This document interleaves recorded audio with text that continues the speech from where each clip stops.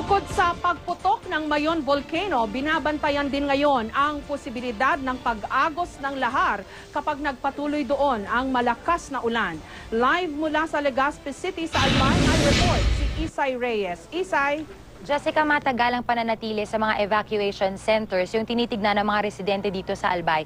Pero bagamat ganito nga yung kanilang hinaharap ay nakakabilib, Jessica, dahil nakikita natin yung kusa mula sa mga narito nga sa evacuation centers na kahit na sustentado naman ng gobyerno ay tinutulungan din nila yung kanilang mga sarili at yung mga nagseserbisyo sa kanila.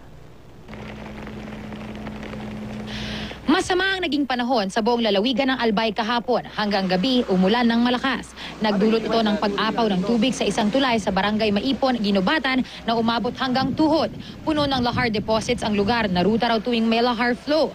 Kaya't nung una, inakala itong hyper-concentrated lahar flow. Kasi yung source mo, mas mataas dito sa road.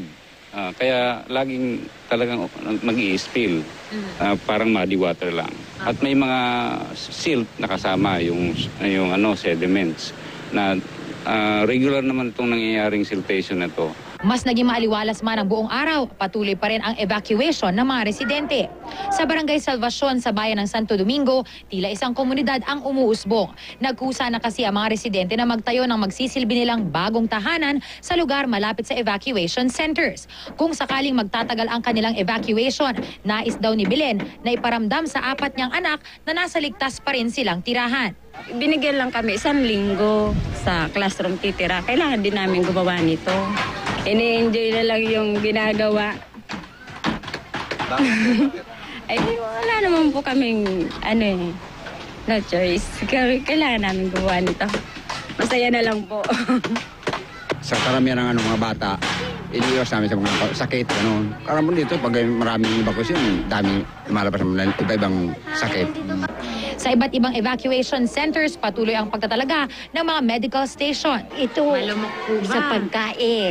Ito dahil wala na kaming maraming gamit na sa pagtulong. Makakatulong na ito. Kaya thank you lang sa iyo.